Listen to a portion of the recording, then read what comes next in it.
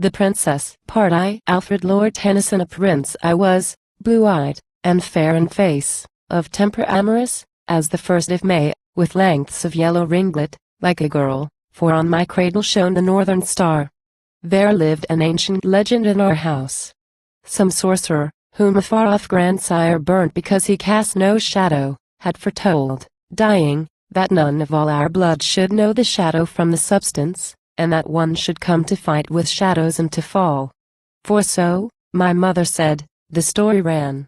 And, truly, waking dreams were, more or less, an old and strange affection of the house. Myself too had weird seizures, heaven knows what, on a sudden in the midst of men and they, and while I walked and talked as heretofore, I seemed to move among a world of ghosts, and feel myself the shadow of a dream. Our great court Galen poised his gilt-head cane, and put his beard, and muttered catalepsy. My mother pitying made 1,000 prayers. My mother was as mild as any saint, half canonized by all that looked on her, so gracious was her tact and tenderness, but my good father thought a king. He cared not for the affection of the house. He held his scepter like a pedant's wont to lash a fence, and with long arms and hands reached out, and picked offenders from the mass for judgment. Now it chanced that I had been, while life was yet in bud and blade, betrothed to an Ibrang princess. She to me was proxy wedded with a bootless calf at 8 years old. And still from time to time came murmurs of her beauty from the south, and of her brethren, youths of puissance. And still I wore her picture by my heart, and one dark tress. And all around them both sweet thoughts would swarm as bees about their queen. But when the days drew nigh that I should wed, my father sent ambassadors with furs and jewels, gifts, to fetch her. These brought back a present, a great labor of the loom. And therewithal an answer vague as wind. Besides, they saw the king. He took the gifts. He said there was a compact. That was true, but then she had a will. Was he to blame? And maiden fancies. Loved to live alone among her women. Certain, would not wed. That morning in the presence room I stood with Cyril and with Florian, my two friends. The first, a gentleman of broken means, his father's fault, but given to starts and bursts of revel. And the last, my other heart, and almost my half-self, for still we moved together, twinned as horse's ear and eye. Now, while they spake, I saw my father's face grow long and troubled like a rising moon, inflamed with wrath. He started on his feet, tore the king's letter, snowed it down, and rent the wonder of the loom through warp and woof from skirt to skirt. And at the last he swore that he would send 100,000 men, and bring her in a whirlwind. Then he chewed the thrice-turned cud of wrath, and cooked his spleen, communing with his captains of the war. At last I spoke. My father, let me go. It cannot be but some gross error lies in this report, this answer of a king, whom all men rate as kind and hospitable, or, maybe, I myself, my bride once seen, whate'er my grief to find her less than fame, may rue the bargain made. And Florian said, I have a sister at the foreign court, who moves about the princess. She, you know, who wedded with a nobleman from thence, he, dying lately, left her, as I hear, the lady of 3 castles in that land. Through her this matter might be sifted clean. And Cyril whispered, take me with you too. Then laughing, what, if these weird seizures come upon you in those lands, and no one near to point you out the shadow from the truth? Take me, I'll serve you better in a strait. I grate on rusty hinges here. But no, roared the rough king, you shall not. We ourself will crush her pretty maiden fancies dead in iron gauntlets, break the council up. But when the council broke, I rose and passed through the wild woods that hung about the town, found a still place, and plucked her likeness out, laid it on flowers, and watched it lying bathed in the green gleam of dewy tasseled trees. What were those fancies? Wherefore break her troth? Proud looked the lips, but while I meditated a wind arose and rushed upon the south, and shook the songs, the whispers, and the shrieks of the wild woods together. And a voice went with it, follow, follow, thou shalt win. Then, ere the silver sickle of that month became her golden shield, I stole from court with Cyril and with Florian, unperceived, cat-footed through the town, and half in dread to hear my father's clamour at our backs with ho. from some bay window shake the night. But all was quiet, from the bastioned walls like threaded spiders, one by one, we dropped, and flying reached the frontier, then we crossed to a livelier land. And so by tilth and grange, and vines, and blowing bosks of wilderness, we gained the mother city thick with towers, and in the imperial palace found the king. His name was Gama.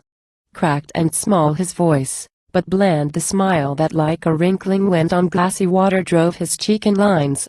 A little dry old man, without a star, not like a king. 3 days he feasted us, and on the 4th I spake of why we came, and my betrothed. You do us, prince, he said, airing a snowy hand and signet gem, all honor. We remember love ourselves in our sweet youth, there did a compact pass long summers back, a kind of ceremony I think the year in which our olives failed. I would you had her, prince, with all my heart, with my full heart, but there were widows here, 2 widows, Lady Psyche, Lady Blanche. They fed her theories, in and out of place maintaining that with equal husbandry the woman were equal to the man. They harped on this. With this our banquets rang. Our dances broke and buzzed in knots of talk. Nothing but this. My very ears were hot to hear them. Knowledge, so my daughter held, was all in all. They had but been, she thought, as children. They must lose the child, assume the woman. Then, sir, awful odes she wrote. Too awful, sure, for what they treated of, but all she isn't is as awful. Odes about this losing of the child. And rhymes and dismal lyrics, prophesying change beyond all reason, these the women sang. And they that know such things I sought but peace. No critic I would call them masterpieces, they mastered tilde me tilde. At last she begged a boon, a certain summer palace which I have hard by your father's frontier. I said no, yet being an easy man, gave it, and there, all walled to found an university for maidens, on the spur she fled.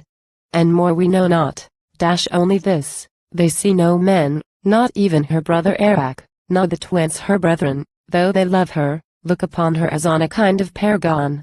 And I, pardon me saying it, were much loath to breed dispute betwixt myself and mine, but since, and I confess with right, you think me bound in some sort, I can give you letters to her. And yet, to speak the truth, I rate church hands almost at naked nothing. Thus the king. And I, though nettled that he seemed to slur with garrulous ease and oily courtesies our formal compact, yet, not less all frets but chafing me on fire to find my bride, went forth again with both my friends. We rode many a long league back to the north. At last from hills, that looked across a land of hope, we dropped with evening on a rustic town set in a gleaming river's crescent curve, close at the boundary of the liberties. There, entered an old hostel, called mine host to council, plied him with his richest wines, and showed the late writ letters of the king. He with a long low sibilation, stared as blank as death in marble. Then exclaimed averring it was clear against all rules for any man to go, but as his brain began to mellow, if the king, he said, had given us letters, was he bound to speak? The king would bear him out. And at the last the summer of the vine in all his veins no doubt that we might make it worth his while. She once had passed that way. He heard her speak. She scared him. Life. He never saw the like. She looked as grand as doomsday and as grave, and he reverenced his liege lady there. He always made a point to post with mares. His daughter and his housemaid were the boys. The land, he understood, for miles about was tilled by women.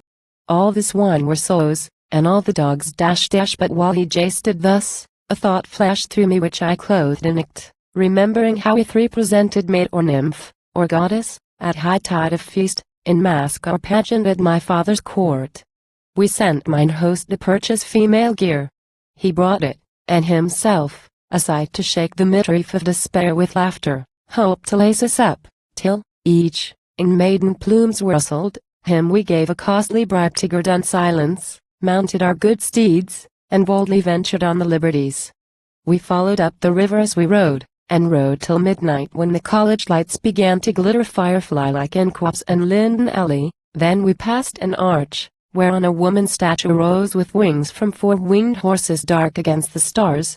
And some inscription ran along the front, but deep in shadow. Further on we gained a little street half garden and half house, but scarce could hear each other speak for noise of clocks and chimes, like silver hammers falling on silver anvils, and the splash and stir of fountains spouted up and showering down in meshes of the jasmine and the rose, and all about us pealed the nightingale, wrapped in her song, and careless of the snare.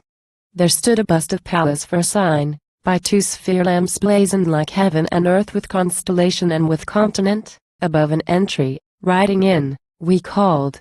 A plump-armed ostleress and a staple wench came running at the call, and helped us down. Then stepped a buxom hostess forth, and sailed, full-blown, before us into rooms which gave upon a pillared porch. The bases lost in laurel, her we asked of that and this, and who were tutors. Lady Blanche she said, and Lady Psyche. Which was prettiest, best-natured? Lady Psyche. Hers are we, one voice, we cried. And I sat down and wrote, in such a hand as when a field of corn bows all its ears before the roaring east.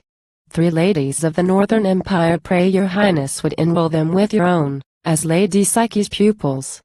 This I sealed, the seal was Cupid bent above a scroll, and o'er his head Uranian Venus hung, and raised the blinding bandage from his eyes. I gave the letter to be sent with dawn, and then to bed, where half in doze I seemed to float about a glimmering night, and watch a full sea glazed with muffled moonlight, swell on some dark shore just seen that it was rich. As through the land at eve we went, and plucked the ripened ears, we fell out, my wife and I, oh we fell out I know not why, and kissed again with tears. And blessings on the falling out that all the more endears, when we fall out with those we love and kiss again with tears. For when we came where lies the child we lost in other years, there above the little grave, oh there above the little grave, we kissed again with tears.